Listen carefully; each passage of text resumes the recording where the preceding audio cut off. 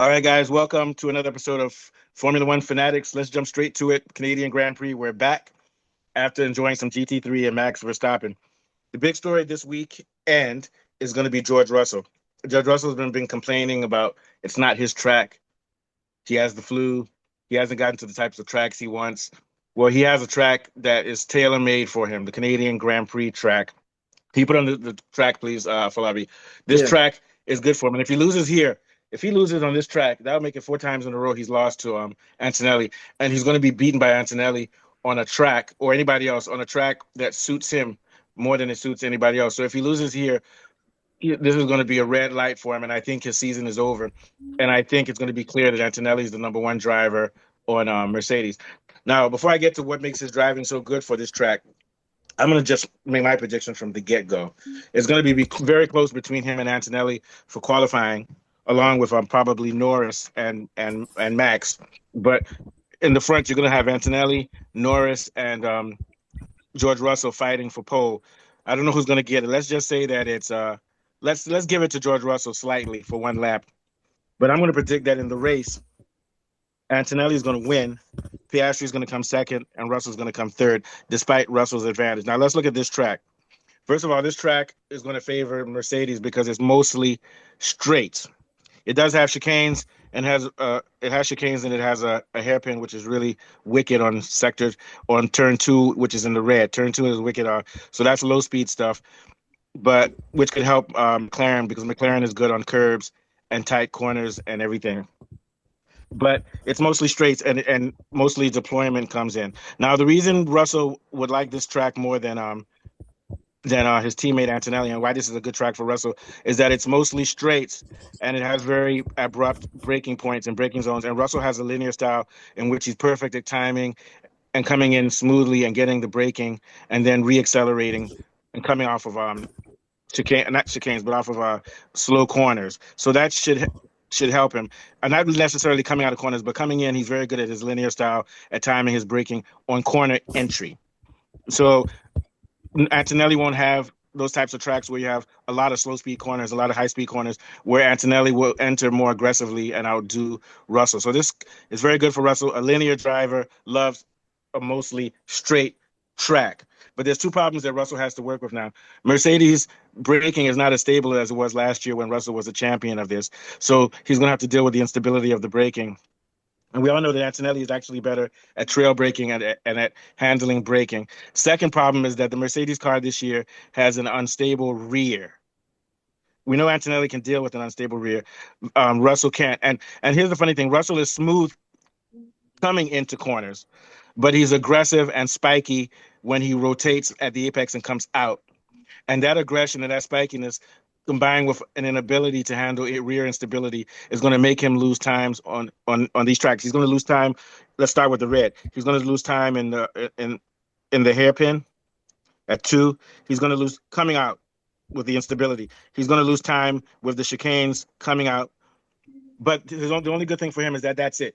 If this was a traditional track with a lot of corners, he would lose a lot of time. But he's going to lose a little bit of time on this. And I'm going to argue that Antonelli has gotten so good now at handling low speed corners that he's going to launch it into that corner too and go at a really high speed. So in other words, Antonelli's going to be coming aggressive into the corners, whereas Russell comes in smooth. But Antonelli is able to come in aggressively and still control the car and gain so much time because of high exit speeds. So this track is not made for Antonelli, but Antonelli is becoming like Verstappen in which he can go very high speed corners. And even if he's going over the limit and is a little bit unstable in his entry, he has so much speed to make up for it. Now on the straights, it doesn't matter between him and Antonelli. So the thing is that Russell, this is his track, but what Russell doesn't realize is that Antonelli has improved his overall driving 300% last year, so that even where Antonelli doesn't have strengths, he's still very, very strong. So I'm going to think it's going to be very close in qualifying between him. Now, I think that Norris will outqualify Piastri on this track, even though Piastri is smoother and has a linear style. He's going to outqualify him. But in the long race, this is a real limited track because of these tight corners. Those tight corners, like the hairpin at 10, which is in the yellow, and the hairpin at 2, which is in the red, wear out the tires. I think over 70 laps, Piastri is going to have more race pace than Norris. I'm not than Norris. But let's go back to Russell and Antonelli during the long race. Once again, I think Antonelli is going to have the advantage because he's able to drive with the loose rear end and make up and time. And Russell's going to keep on losing time with his spiky exits. Russell's spiky exits are going to hurt him in the long run. So for the qualifying, close between Russell and Antonelli, but in the long race, I have Antonelli winning. I have Piastri also winning, beating Russell because the McLaren car is not too far behind Mercedes in pace. I'm going to have Piastri beating him and beating Norris because he has better tire preservation. Only because Norris has better front tire, but Piastri has better rear tire, and this is a rear limited track. So I'm going to give the advantage. That's that. Let's start with that before we start with why I think McLaren will be the second fastest car, and will also give Mercedes a challenge. What are your thoughts, Afolabi? Yeah, you're absolutely right. I think if you look at the simplicity of the track, I think that Antonelli's complex corner advantage is taken away here. And the braking style of Russell, the linear braking style of Russell would give him advantage here. But you look at the temperament of Antonelli, the way he has been driving, his geometric precision, and he nothing phases him. That in itself is an advantage. So you never know, but simple layout, smash the brakes and move linear braking is going to be Russell that will have the advantage here, basically. Yeah, but that's just assuming that Antonelli's bad at that. He's not. But where Antonelli's going to make up time is that Antonelli has aggressive corner entry without losing stability. Okay. And then he has smooth corner exiting, which Russell doesn't have. So Russell's going to be losing time. Sector one, Antonelli's going to beat Russell in sector one. Sector two, I think that's close because there are hairpins. I don't know how, I mean, there's chicanes. I don't know how Russell does in chicanes. Russell's advantage is going to be the yellow part, sector three, all the way down Yeah, there. So, yeah. so it's going to be close. But I'm predicting that because Antonelli and Piastri are smooth with corner exit and Piastri smooth with corner entry, I think he's going to outdo Russell. I just think that Russell's not in top form anymore. I think these young guys have more talent than him and they're surpassing him. That's what I think. What are your thoughts, Lorato? Yeah, I think it, I think th those are very interesting points that you all make. I think maybe Russell is still sort of coming to grips with the new car and the new regulations. When he was, I think, maybe a little bit more comfortable in those previous in the last ground effect season. Yeah, Um, so I think that there's that adaptability that he has to make. yeah, And I think I've made the point before that in terms of like the car size and all these like corner rotations and things like that, um, these cars seem to favor more the younger drivers who just like recently came out of F2 yeah, because of certain kind of like similarities between those cars. So I think that would also give Antonelli kind of like a strength in terms of the Mercedes front. Um, I think the McLarens also will be uh, should be there or thereabouts in terms of like taking the race to Mercedes, even though like I think Mercedes um, they've been doing well at the circuit, even when they were having a bad time with their car during the ground effects. So I think they would understand in terms of data and all those things. They would understand the track a little bit better. Um, so then they should have kind of like a one up, but I don't think they will have like a clean um, sort of win, like a clear advantage over everybody else.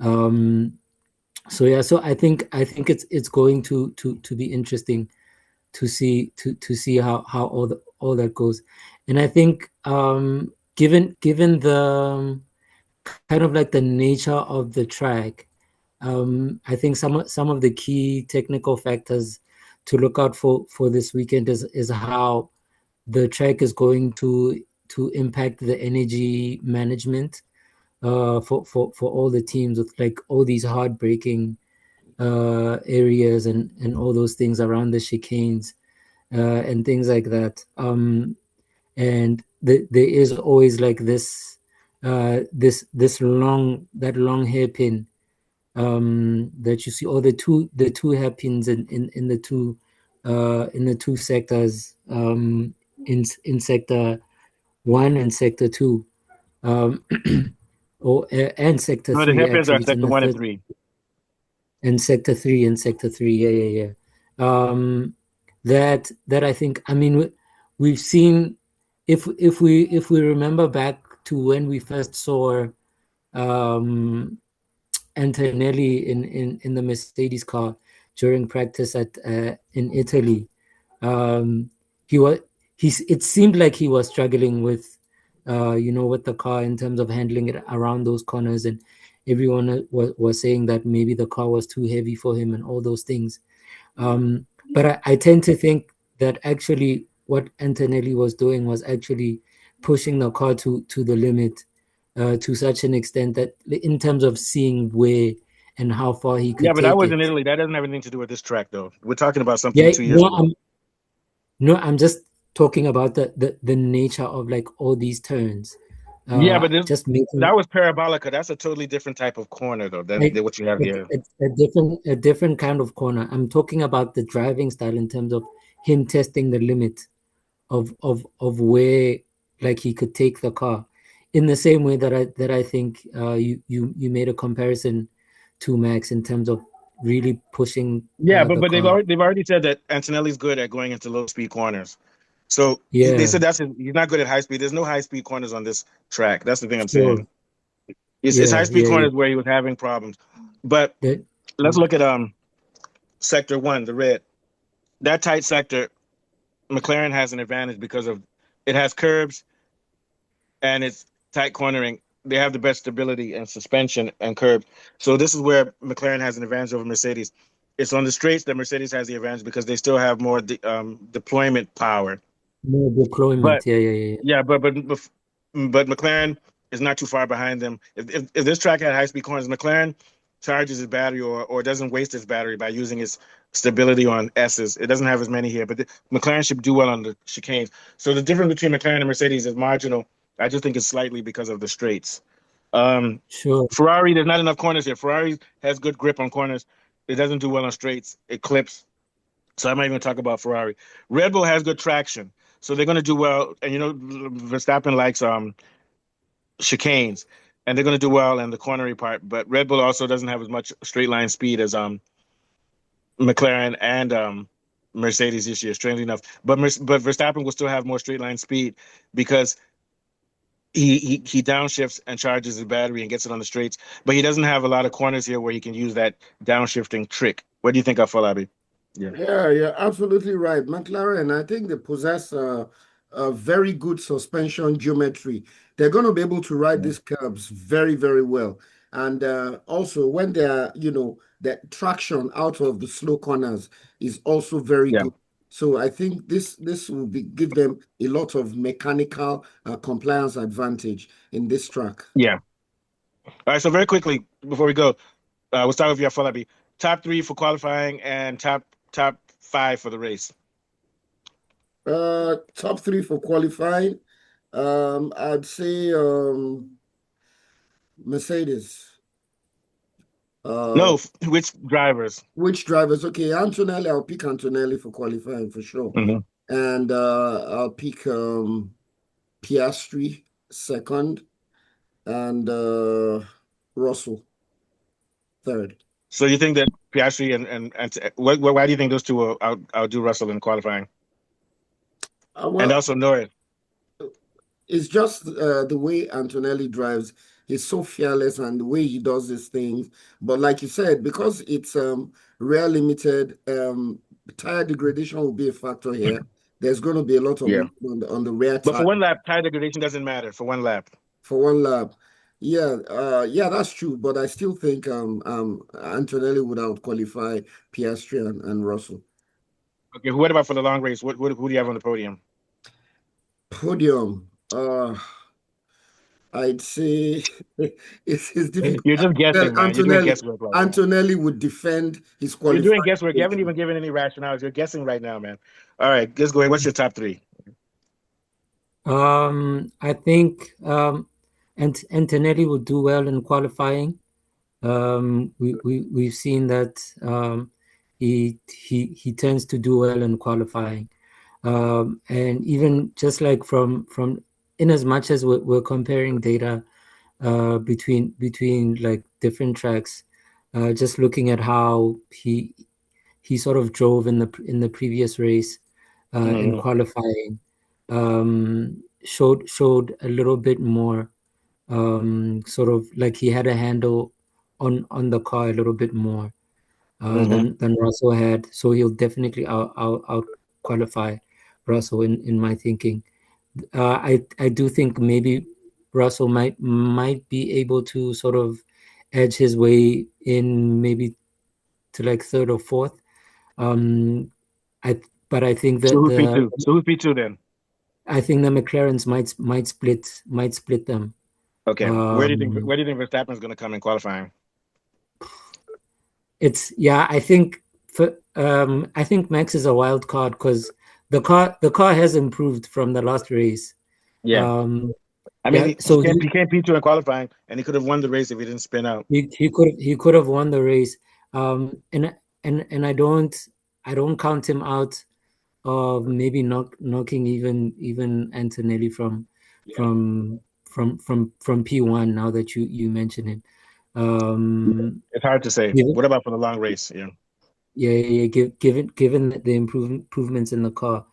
Yeah. Um, I think the long race, um, it's gonna be difficult. I think um, with Max there as a wild card, I'd give it to Antonelli, Piastri, and Lando, with Okay. possibly Max So you don't even have upsetting the Russell yet. order.